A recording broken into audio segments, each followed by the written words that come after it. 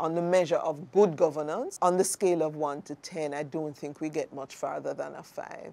We are not yet at the point where we are willing to allow institutions that we have set up as checks and balance to do their jobs when we are in government. We're pretty good about it when we're in opposition.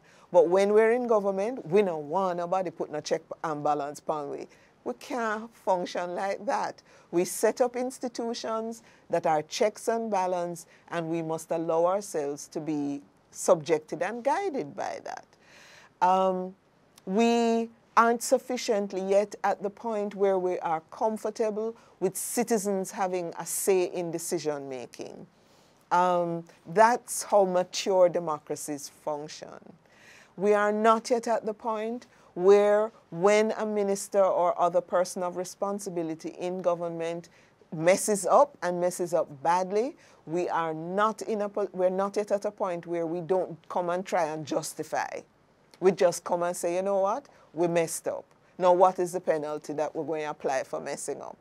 And that the penalties can range. It can range from a public reprimand all the way through to you got to step down from that office.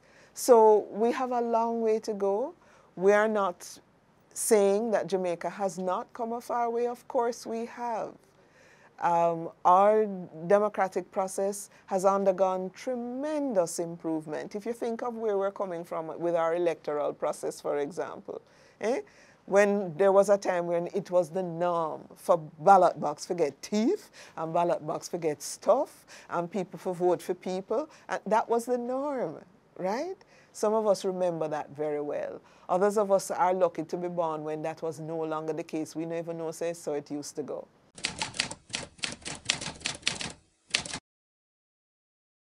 Civil society is always relevant because civil society is made up of the citizenry. And citizens are always relevant. Relevant to the decisions that are being taken that will impact them. Relevant to taking positive action to make a difference.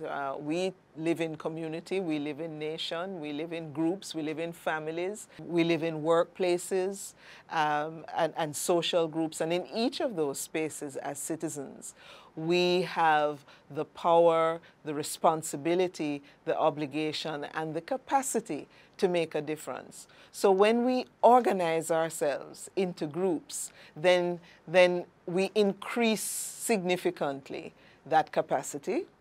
We increase significantly the ability to make a difference.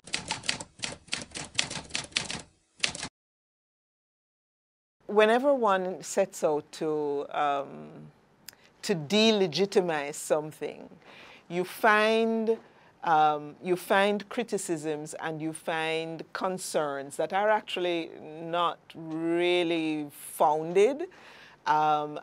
So the notion that you only have legitimacy of voice if you are an elected person, because that's really the subtext of this argument about civil society is not accountable. The subtext of that argument is that you haven't been voted for, and it's only when you're voted for that you have a legitimate voice. No. What that translates to is to say that as a citizen of a country, you don't have a legitimate voice in what happens in that country. Now, there's no reasonable person who, if you put it that way, is going to say, yeah, that's so. You should live here, but you shouldn't have anything to say. You should live here, but you shouldn't participate in making any decisions. You should live here, but you shouldn't hold anybody accountable. It makes no sense. So who are we accountable to? We're accountable to the members of the organization that we belong to. We are accountable to ourselves as individuals, and we are accountable to the wider society for our honesty, integrity, for the balance which we bring or don't bring. We are accountable for the quality of the involvement that we offer. But by virtue of being citizens of a country, you have a legitimate voice, and don't let anybody tell you that you don't, because them never vote for you. Because it's not only elected representatives that are legitimate speakers, deciders, and determiners of the fate of the country.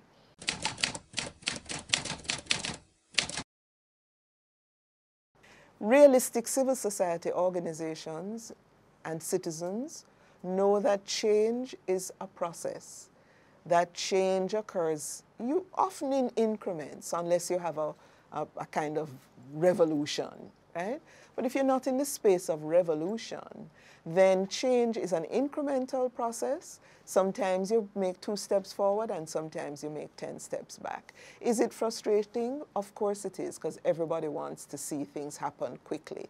But if you're mature, you know that you have a road to walk, and you have to have the commitment to stay the course. You know, if Nelson Mandela had become frustrated and given up, well, hello, the whole of South Africa would have stayed where it was, right?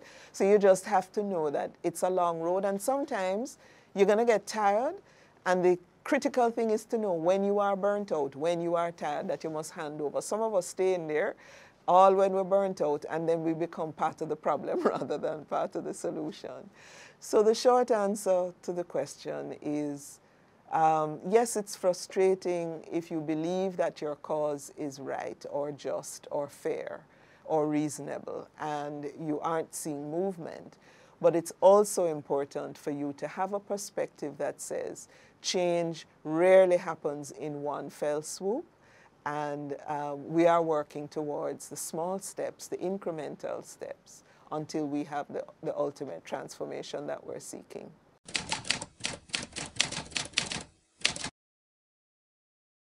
The disagreements between the Office of the Contractor General and the government is another example of how, rather than dealing with what the real issue is, we obfuscate matters and we scapegoat people.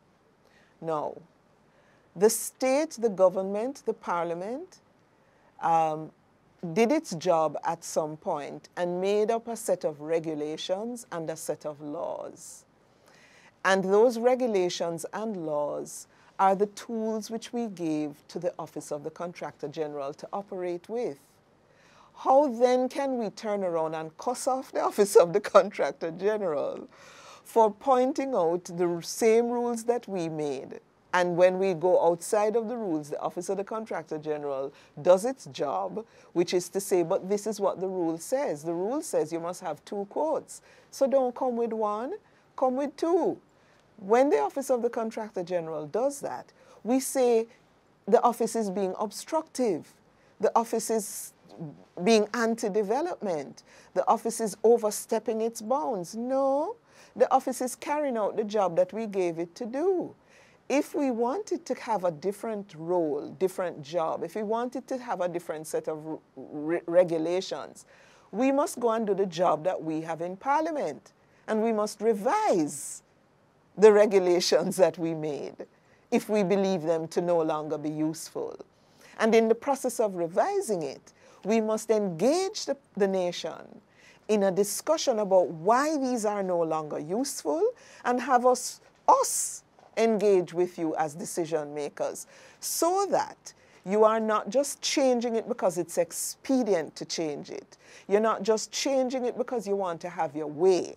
You are changing it because these actually are no longer serving us well. So this conversation that's going on about how the Office of the Contractor General obstruct us and how they make us have to pay more. And look, we're just making a scapegoat of the Office of the Contractor General. Parliamentarians must go and do their job.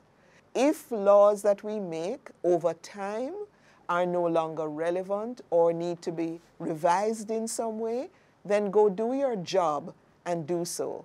And give the Office of the Contractor General a different set of rules and a different set of tools to discharge his or her function.